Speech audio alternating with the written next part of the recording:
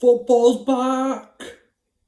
Oh, get in, boys! But yeah, football has returned. Thank God.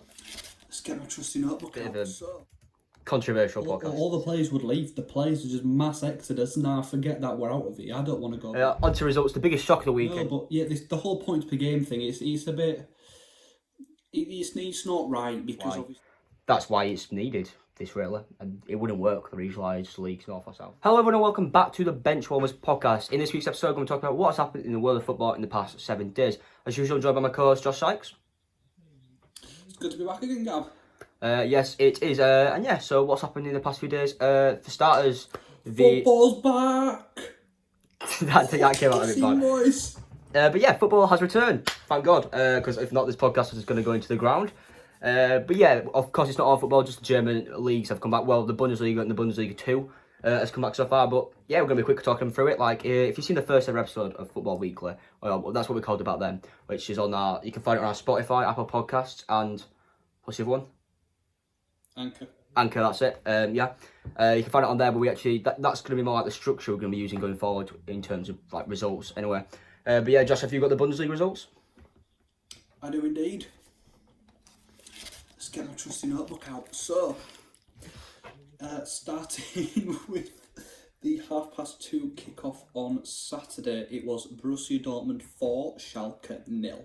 Then we have FC Augsburg 1, Wolfsburg 2, Dusseldorf 0, Paderborn 0, Hoffenheim 0, Hertha Berlin 3, RB Leipzig 1, Freiburg 1, Frankfurt 1, Mönchengladbach 3, Cologne 2, Mainz 2, Union Berlin 0, Bayern Munich 2, and Werder Bremen versus Bayer Leverkusen is on Monday night. So tonight. Yeah, is that many significant changes to the table, or? Not really significant changes to the table. So still top by 4 points is Bayern Munich. They've got 58 points. In second is Borussia Dortmund on 54. Third is Mönchengladbach with 52 points.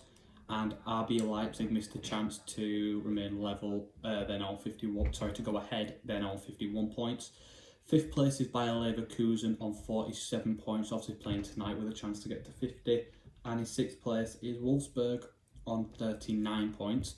Bottom place is Paderborn on 17 points, with Werder Bremen next on 18. And in the relegation playoff spot is Dusseldorf on 23 points. Yeah, and of course, if who are they at bottom? Paderborn? Paderborn are bottom, yeah. Yeah, and if Paderborn were to get relegated, it's going to be a nice little transition here. On to the Bundesliga 2. You like that, yeah? Yeah.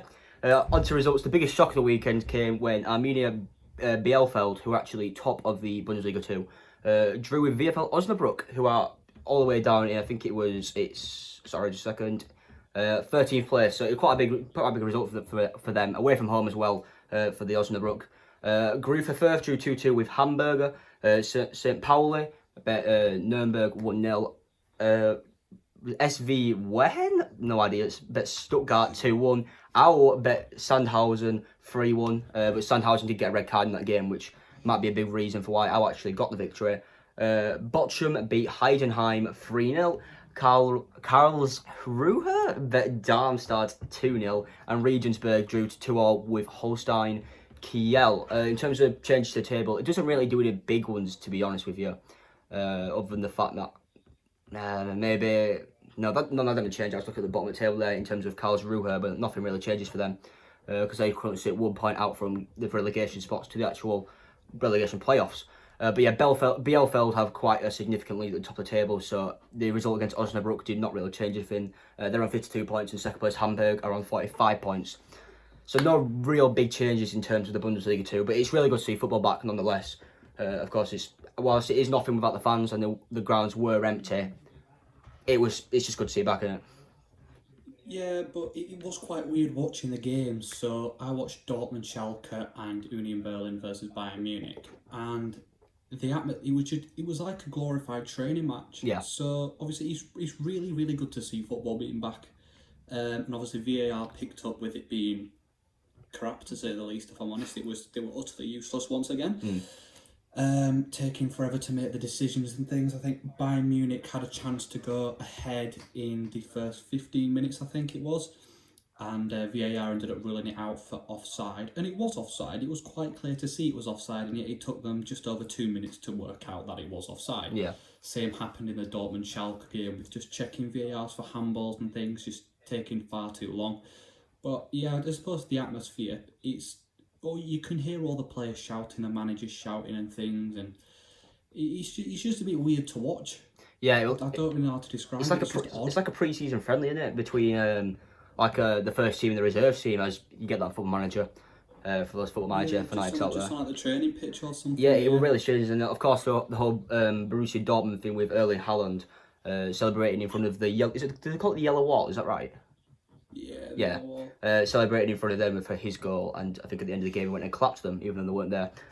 In case he's got. Yeah, all the players did their traditional celebration. Yeah. With the arms up and things in front of the yellow wall. Haaland's gone trending, not because of his performance, but because of his after-match interview, which was awkward and terrifying, to say the least. It was like, it's like a serial killer in the making. A bit more than that. I know, I just turned it off. I didn't like watching it.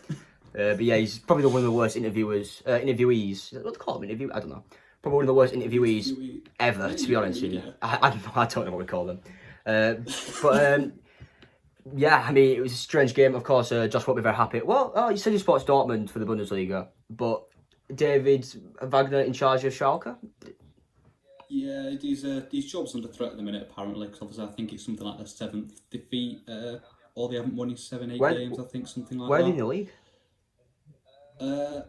I think they're about 8th. Oh, so they're not doing great. 8th or 9th. Yeah.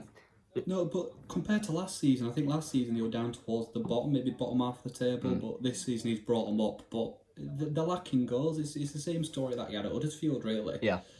They can't score for love nor money. Like, watching the game, I think Schalke would have been lucky to actually have got 4 shots on target, never mind 4 goals, to be able to draw level. I mean, yeah, a lot of people got on Twitter taking the mick out of Schalke, saying Schalke over 4.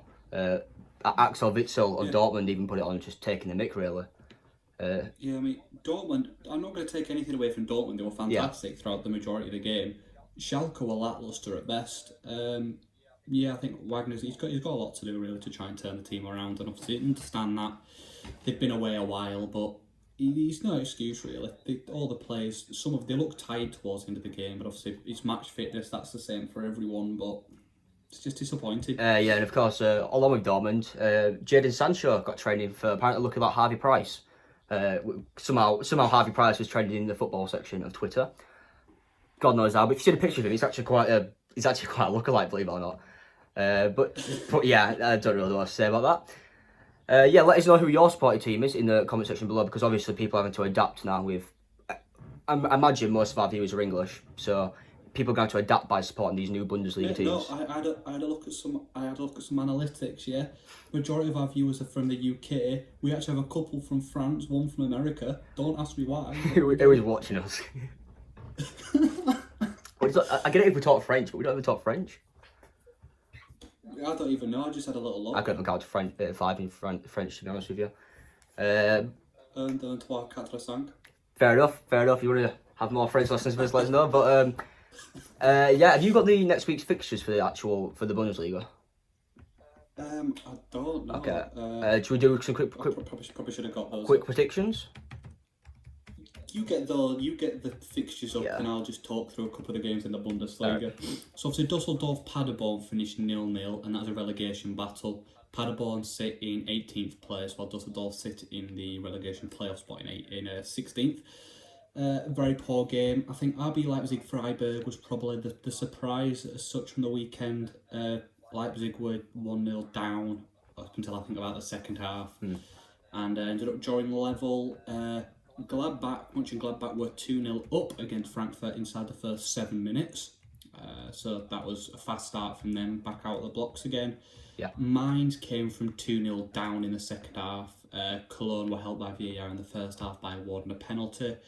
And as for Bayern Munich, so Union Berlin, it's their first season in the Bundesliga. So obviously the fans have dreamt about the tie against the giants of Bayern Munich, and then weren't allowed in the stadium, had to watch it at home, and until Bayern Munich scored the first goal, Union Berlin were actually on par with them. They were playing very, very well, but Bayern Munich scored the goal, and then the floodgates kind of opened, really. And even when the goal was disallowed, it was just Bayern Munich, wave after wave after wave, and yeah, they could have been 4 or 5-0. They definitely missed some big chances. Yeah, I mean, the top of the league for their attacking prowess. So just to see them coming up against a team like Union Berlin, who are still adapting to the Bundesliga, technically, big result. But yeah, I've got the fixtures for next week. Well, we're going to be doing it up until Sunday, because I think from onwards from that, it's like a whole new batch of fixtures. But yeah, tonight, Monday, we have Werder Bremen versus Bayer Leverkusen. Josh, have you got any predictions for that game? Yes, obviously Leverkusen have the likes of Kai Havertz, exceptional midfielder. So I'm going to put Leverkusen winning it, and I think it's going to be quite comfortable. Really, I'm going to put it as 2-0 by Leverkusen. Yeah, Werder Bremen are currently 17th in the league, so second bottom. Had a very dire season, to be honest with you. Whereas Leverkusen, they're up there, they're 5th in the league, so I think it'll be a 3-0 win for Leverkusen with the likes of Kai Havertz and players such as him. They just should have this one in the bag, really. I can't really think of any other players who play for them, to be honest. We know nothing about Bundesliga. Yeah, I know Kai Havertz, that's it. Just going to clarify that. But yeah, on for Friday, a big derby day. We've got Hertha Berlin versus FC Union Berlin. I'm sure there'll be a cracking atmosphere. Union Berlin apparently have one of the best atmospheres in Germany, from what I've heard. Well, they've played the National Stadium, 74,000, so it should be an amazing atmosphere with absolutely zero fans. Yeah, should be good. Oh yeah, of course, there'll be fans there. Well, I'm about. Yeah, they're pretty neck and neck in the league. Hertha Berlin 11th, Union Berlin 12th. 1 point difference between them. Should be a very tight game, I'd imagine. Yeah. Don't know any players who play for them. To be completely honest. I think Colin Quaney used to play for Union Berlin, if that counts. Yeah, sure. I don't know. But yeah, so Hertha Berlin, they're at home. Admittedly not in front of the home fans, but I am going to go for a 1-0 win to Hertha Berlin. Yeah, I'm going to agree with you on that. I think it'll be 1-0 Hertha Berlin. Yeah, moving on to the fixtures on Saturday then. We've got, starting off with Bayer Leverkusen once again playing, but this time they're away to Borussia Mönchengladbach. Yeah, Mönchengladbach do actually have a couple of good players. Obviously, the likes of Torgan Hazard departed in the summer, but they've still got some remaining players that are actually decent. So I reckon it could be quite a close game. Obviously, Gladbach are 3rd, Leverkusen are 5th. But I'm going to put it as a draw. I'm going to say it's going to be 1-1. Yeah, I think the reason they must have something good about them to be so high up in the table. I'm trying to Google which players are, but I can't honestly find them. But yeah, I'm gonna go for 1-0 win to Mönchengladbach. I think they should have this one comfortably. They are at home again. I don't quite have the fans with them, but I think they should really be getting a victory. Here, on to SC Freiburg versus Werder Bremen.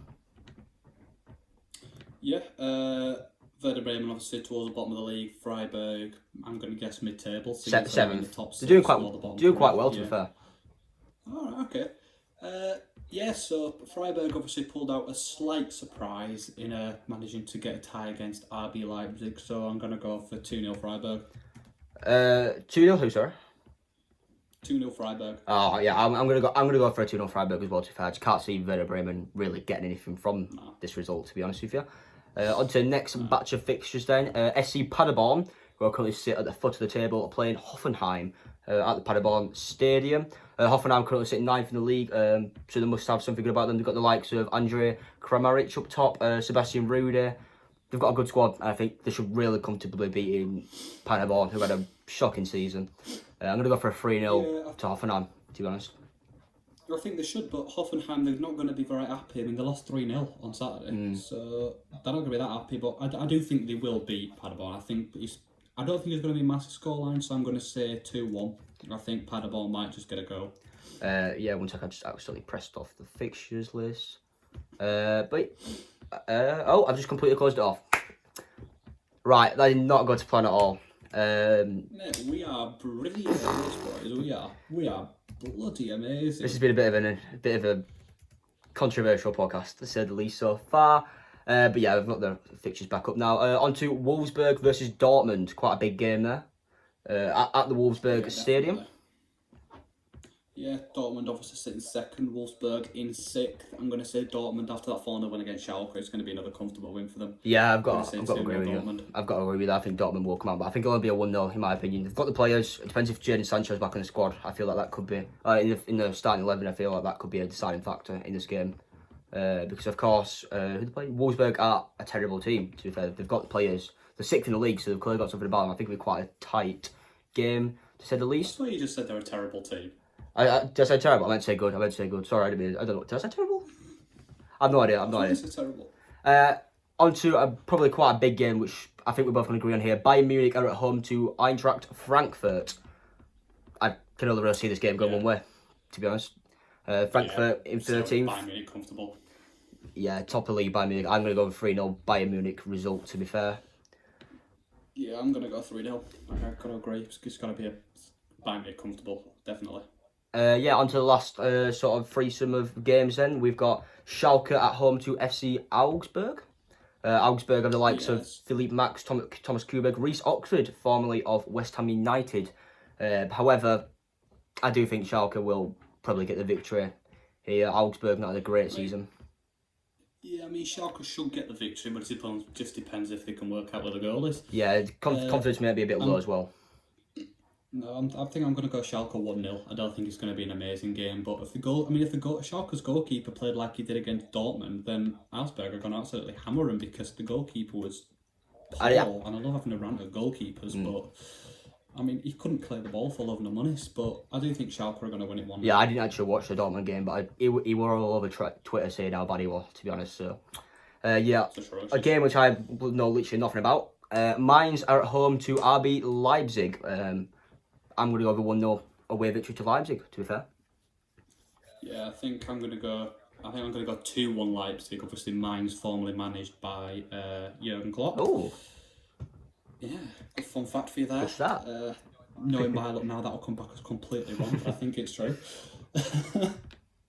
So, yeah, I'm going to go 2-1 Leipzig on that one. And the final game of the upcoming sort of weekend round of fixtures. Cologne are at home to Fortuna Dusseldorf. I'm going to be back in Cologne for this game. They've got the likes of Anthony Modeste up top after his short spell in China. Jonas Hector, of course, at the back. And, yeah, Fortuna Dusseldorf just don't have it for them, in my opinion. I think it's going to be a 2-0 victory to Cologne. Yeah, I'm going to go 1-0 Cologne, but Dusseldorf, they desperately need to get out of that relegation spot if they want to take any chance of being in Bundesliga next season. Let us know what your predictions are for the upcoming array of fixtures, and we'll see how many we get right in next week's podcast, I guess. 5. Moving away then from the German football, we're going to move back to England, where we're going to be discussing a new theory which has come out surrounding how the coronavirus and how football is going to mainly recover from what obviously its effect has been, which is the regionalised leagues, where League 2 or the sort of foot of the EFL and the heights of the non-league, so the National League, will be merging, really, to make regionalised leagues. If you know what regionalised means, it's like how the National League North and South, how a 6th tier, is that right? Yeah, 6th tier is split into 2, if that makes sense. It'd be like that between the 4th and the 5th tier, though. In the regionalised League North would be the following teams: AFC Fylde, Barrow, Bradford City, Carlisle United, Chesterfield, Chorley, Crewe Alexandra, Halifax Town, Grimsby Town, Harrogate Town. Harrogate Town? Is it Harrogate Town? Yeah, Harrogate Town, yeah. I said town way too many times. Hartlepool United, Macclesfield Town, Mansfield Town, Morecambe, Northampton Town. Northampton Town is... Oh, God. Notts County, Oldham Athletic, Portville, Salford City, Scunthorpe United, Solihull Moors, Stockport County, Walsall and Wrexham. And the regionalised League South, it would be Aldershot, Barnet, Boreham Wood, Bromley, Cambridge, Cheltenham, Colchester United, Crawley Town, Dagenham and Redbridge, Dover Athletic, Eastleigh, Ebbsfleet United, Exeter City, Forest Green Rovers, Leyton Orient, Maidenhead United, Newport County, Plymouth Argyle, Stevenage, Sutton United, Swindon Town, Torquay, Woking and Yeovil Town. Wow, that's a lot of teams. Yeah, we got through that. That'll be the merging of the two leagues, but there's several reasons why this just wouldn't work. For example, you look at the National League North, say, Bradford Park Avenue, who I'm wearing the shirt, by the way. Say, that's what it's for that in there. Say they obviously won the league. Instead of going up against teams like Charlie, they'd be going up against teams like Bradford City, who's another big team, I don't know. They're probably in the north, so like Oldham, Salford, straight away, they'll be coming up against mass teams, and the finances behind that could not cope with it. It probably sends some clubs under, like Macclesfield have struggled to adapt to League 2 from a National League. So jump from the National League North or South straight to all these massive League 2 teams, there's no way for cope. Bradford Stadium currently holds 26,000, whereas Bradford Park Avenue holds about 3,000. It's ridiculous the amount of difference between the two sides, and there's no way that it'd work. It just wouldn't make sense. Same again, say, I don't know, Macclesfield had a bad season. They got relegated from the National League, not National League, the regionalised League North. they go down to the National League North, and instantly the biggest club there, they financially outweigh every single team, and they've got financial problems of their own. They'd outweigh the rest of the teams. They'd have much better players. It wouldn't work. Teams would just yo-yo between divisions. It wouldn't make sense. And at the end of the day, it doesn't work. Say, I don't know. Say Chorley, who are probably one of the smallest teams in the National League, won the Regionalised League North and got promotion to League One. Again, financially, wouldn't be able to cope. It would. I don't think it'd work. Have you got any thoughts on it, Josh? Yeah, so obviously, if they were to do that, they'd have to completely redo how they do League One. So, and the Championship, and there's my dog barking. And you'd have to have it so 4 teams got relegated from League One. Yeah. Which should therefore mean that 2 teams have been promoted from the North, 2 teams promoted from the South, in order to make that right. And obviously, promotion-wise, and then the Championship and the Premier League, that could all remain the same. It's then just obviously the fact that 4 teams would have to be promoted. 4 teams would have to be relegated, which would then potentially mess up those leagues because, let's say, 3 of the teams that got relegated were from the North.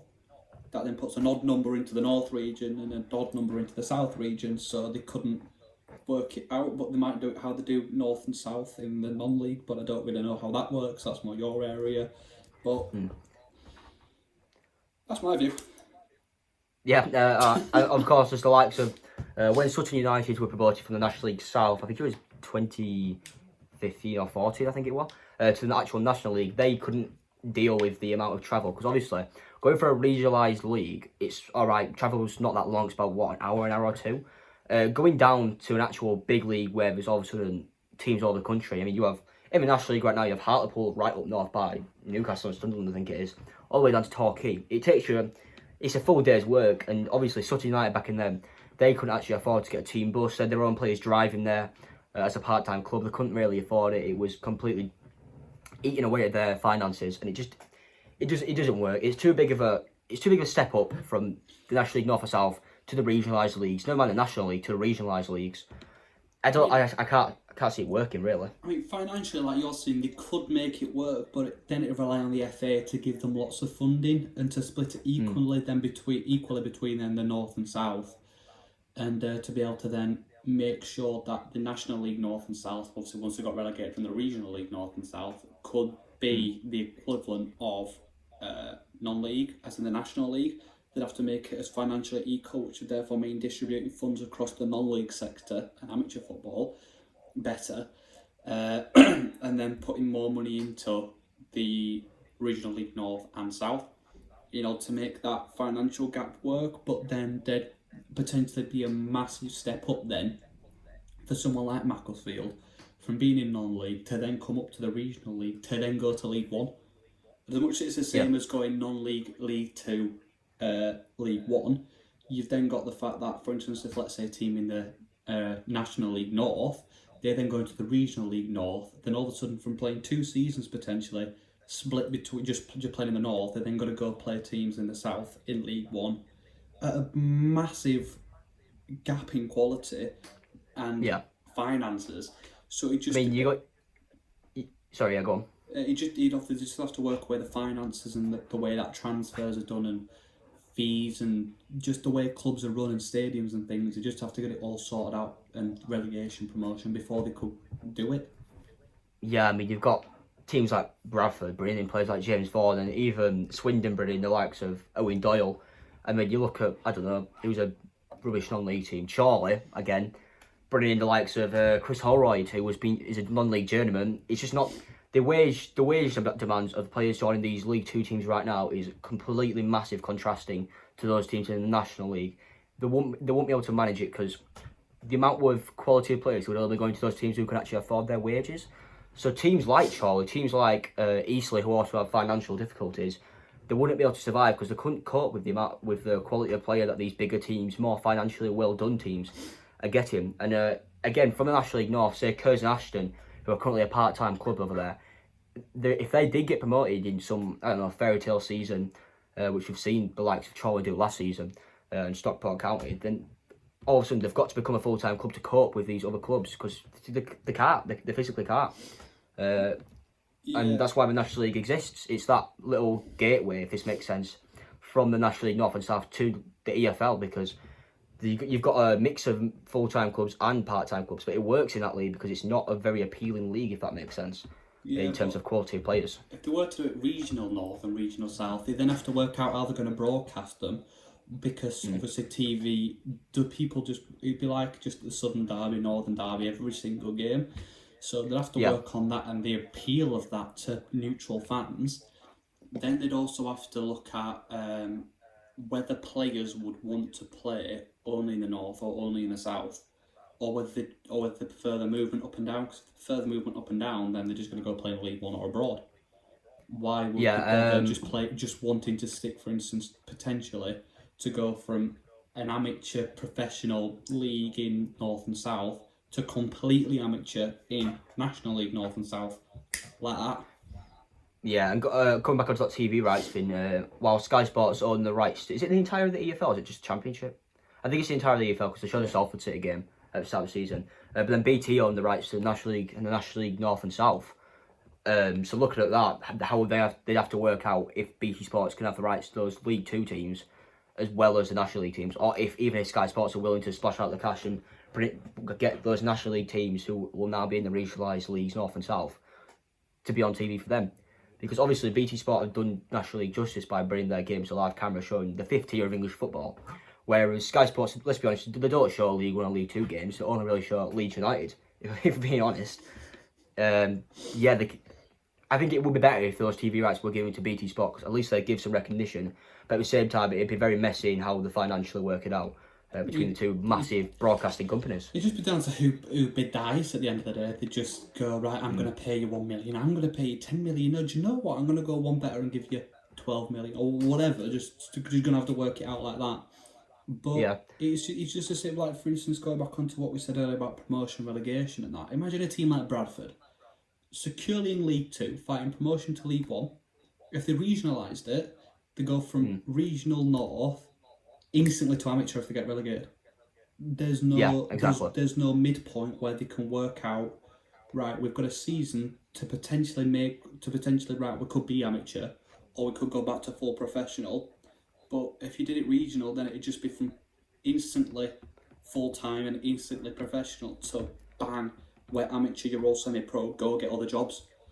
Yeah, you look at the likes of Chesterfield, who went from finishing just outside the playoffs, I think it was 3 years ago now, and now they went down to League 2, got instantly relegated again to the National League, and they're currently in the relegation zone in the National League, so they'll be going down to the National League North. Dealing with that big of a jump, it damages a club internally and externally, if that makes sense. On the pitch, it affects performances, knowing that you're not in good form and that you're probably going to be going down. Again with Leighton Orient, they went from the playoff final, I think it was against Rotherham that they lost, straight down to the National League. Luckily, they managed to get promoted again under the late Justin Edinburgh, but it can ruin a club going on form like that. And say, like Josh said, a full-time club like Bradford were to get relegated into the National League North or South. I don't know how they cope. They'll probably go under, to be honest with you, having to deal with that, because they won't get the same amount of fans, they won't be able to attract the same amount of players. All the players would leave. The players are just mass exodus. Yeah, nah, forget that, we're out of it. I don't want to go be a builder or a plumber or something like that. I don't want another job. I want to play football. They're going to just forget about Bradford. You'll have no players. Your academy setup will just go down because everyone will just jump ship. Yeah, and obviously the plunge from League 2 to National League North South is massive. They need the National League in between those two leagues to sort of be like the middle ground, if that makes sense. Because that's obviously where they say the National League is one of the hardest leagues to get out of in the world, just because there's literally one title position and then that's sort of a really contested playoff position between, I think it was 7 or 8 teams. So there's a reason for that, because the jump is so big, and that's why it's needed, this really, and it wouldn't work the regionalised leagues North or South. So today it was announced that the Scottish Premier League will be finished on a points per game basis, which sees Celtic retain the title for the 9th consecutive season, and it sees Hearts relegated. So, trusty notebook. Hearts were 4 points adrift on March the 13th when the league was suspended. Celtic were top with 80 points. So the league's obviously been decided on a points per game basis, which means Hearts have finished rock bottom with 23 points and a 0.77 points per game basis, which is bad, obviously. Yeah. So less than a draw again. Celtic are the champions with 2.67 points per game and 80 points, which is nearly a win every single game. Now that is very impressive, I have to say. Yeah. Well, they're the best team in Scotland, aren't they? By a long way. Yeah. Miles too good for the Scottish League. In a way, we definitely don't want them in the Premier League. In a way, it's not actually good that they're in the Scottish League because it's just boring every year. But I mean, hopefully Gerrard can get Rangers fighting again. I mean, they're always there at the start of the season. They just then decide they don't want to play anymore and drop off. So Hearts, it's their second relegation since 2014, and they've announced shortly afterwards. So they announced earlier on today that they will challenge this decision with potential legal action against the Scottish FA, and they also won't give up on their hopes of restructuring the league because they think that is going to be the best way to sort out the mess that everyone's in at the minute. Yeah. Gab, over to you. Okay. Obviously, this isn't good because there's 24 points left to play, where Hearts are only 4 behind Hamilton in 11th place. So it's not really fair on them. You never know, they might go on a win streak. If they get 24 points, they could go all the way up to. They could technically get 7th if nobody. Let's be realistic. If 7th downwards doesn't get any points, but probably not. But it is physically possible. But yeah, it's not really fair. To be completely honest with Hearts, I think they have every right to do a legal battle. It might not end well for them. They're probably not going to come out of it looking so good. It's like Lyon are doing in France, isn't it? Like Lyon and Amiens are doing in France. Yeah, I mean. Yeah. 4 points off, 24 points off to play. You can't really go off that. Hamilton are not the best team in the world, to the least. I would have backed Hearts to probably do it, in all fairness. But then again, they would have to go through a playoff game against either Inverness, Caledonian Thistle, Dundee, Ayr United, or Dunfermline Athletic. Obviously, that's the Scottish Championship. Dundee United, is it applying for the Championship as well? Pardon? Do you know if this whole SPL thing's applying for the Championship and all that? I don't know. I just read the title going Scottish Premier League. Yeah, but if it is applying for the Championship, then there'll be Dundee United will probably secure promotion back to the SPL, which is good to see because they're a club with a lot of history.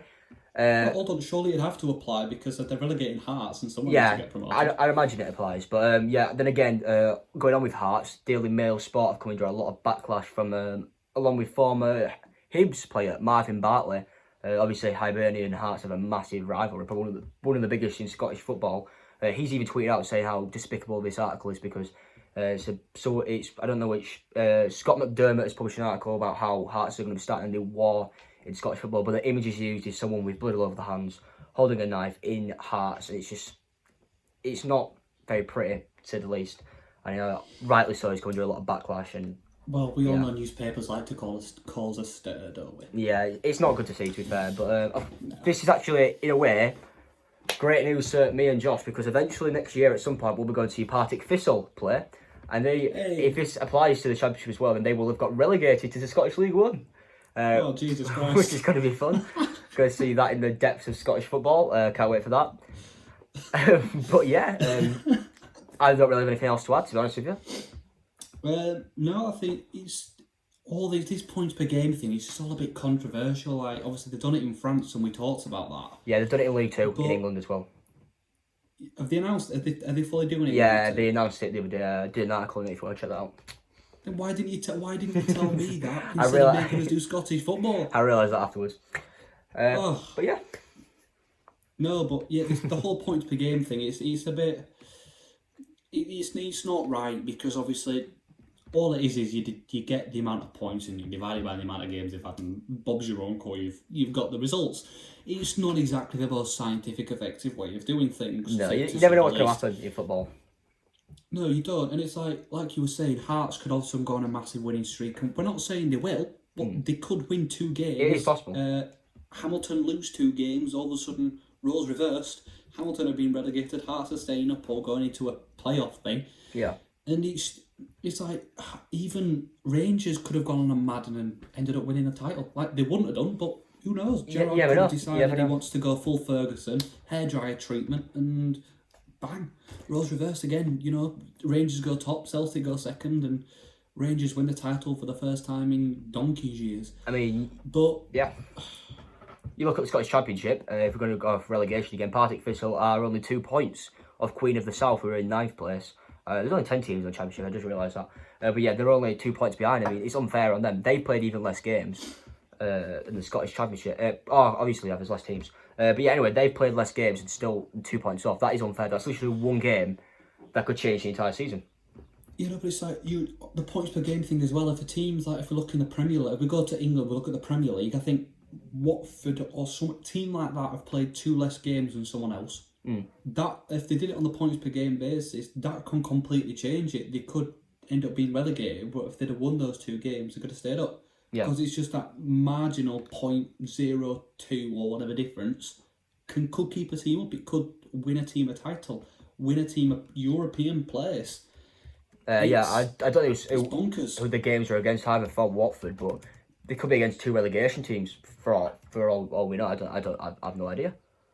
But that I just said Watford because it's I don't know, first thing that comes to me, Mr. Troy Deeney will probably come and bite me. But yeah, it's yeah, and if it's having a rippling effect throughout all of Scottish football, obviously, because if they're going to be doing it to SPL, they're probably going to have to do it to the Championship. They're going to have to do it to League One. They're going to have to do it to League Two. You look at League Two. Yeah, it goes as far down as that.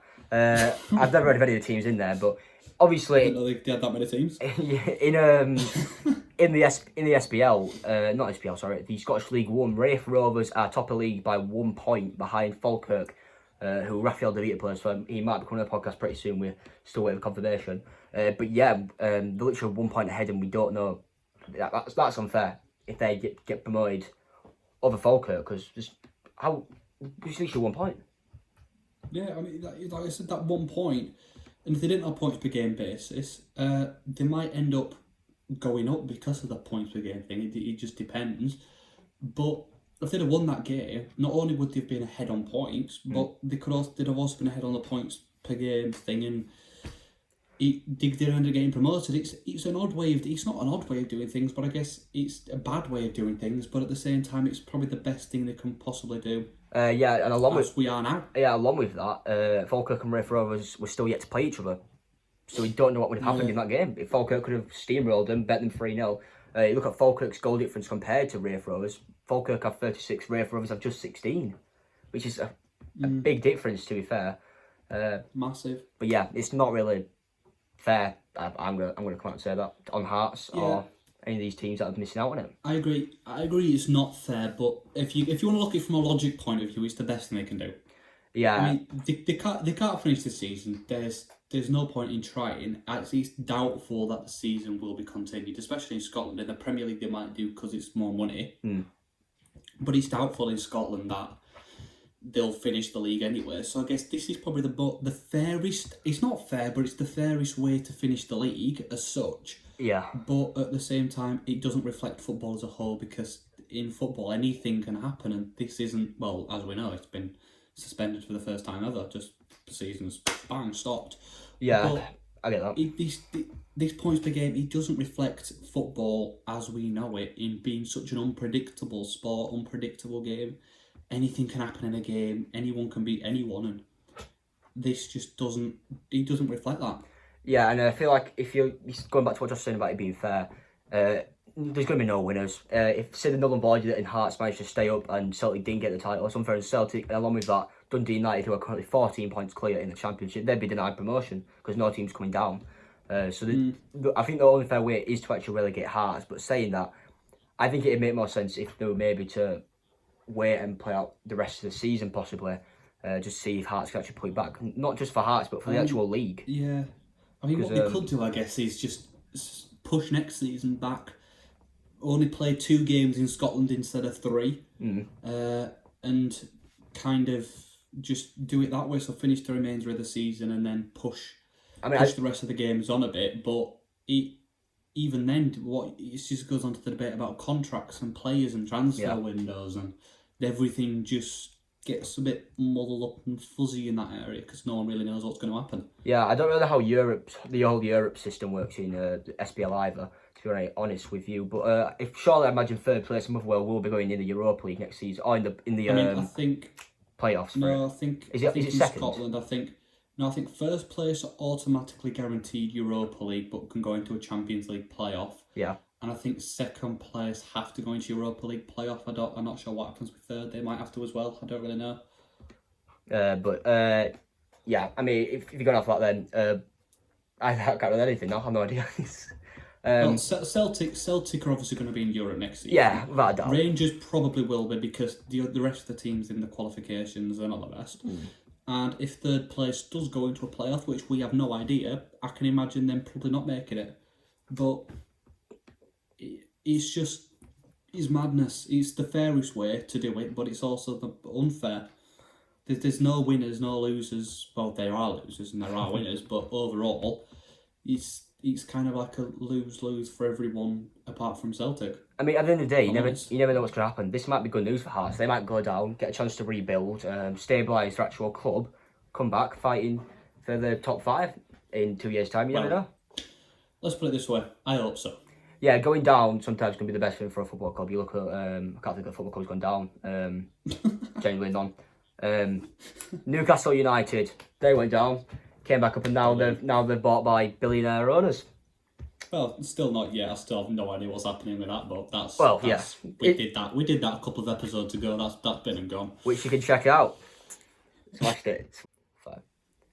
And we just have a few little quick snippets now in terms of what's going on in football. Starting off, Burton Albion have parted company with, well, he stepped down, Nigel Clough. The first say he's a bit of a legend at the club, and he's been immediately replaced by Jake Buxton.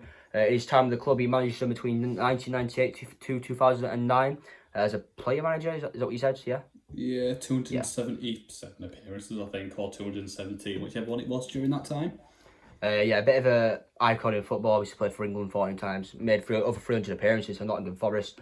But yeah, he also returned to club in 2015, took them from the depths of League Two all the way to the Championship before obviously getting relegated last season or the season before. I'm not too sure about that. But yeah, he has stepped down. He's been replaced by Jake Buxton, which this is his first job in football, so it's quite a big opportunity to him to straight away take over a League One club. The former Sheffield United defender. He's got a bit of backlash on Twitter from Burton fans who obviously love Clough and don't really want to see him going first, an inexperienced manager. But yeah, all the best to him. We hope Clough finds a new job, and we hope Buxton does well at Burton Albion. Moving on to Bradford, then. Bradford City goalkeeper Richard O'Donnell has his son, Archie O'Donnell, has donated 100k on a bike to raise funds for the Derby River M&D Foundation charity. He's raised a lot of money. The target was, I think it was £5,000, so I think he's got it. But he's continued to ride for the rest of the month, he said. So far he's actually done 102 kilometres. And he says he's doing even more. Yeah, well done to him. Round of applause. Yeah, I did mine earlier. What was the other thing we had? I've completely forgot. The Premier League, whilst we've been recording, all the clubs have voted unanimously to return to training in small groups from Tuesday. I'm sure we can expand on that a bit next week when we know more details and things, but that came out today, so just plug that in there for you. But yeah, that's going to be the end of this week's podcast. As usual, I'd like to thank my co-host Josh for joining us. Cheers for having me again, Gab. Look forward to being back next week. Hopefully I'm going to have the few episodes we haven't got out on Anchor or Spotify or Apple Podcasts out tonight, hopefully. Sorry about that, I completely forgot to put them on. But yeah, remember to stay alert, control the virus, and save lives.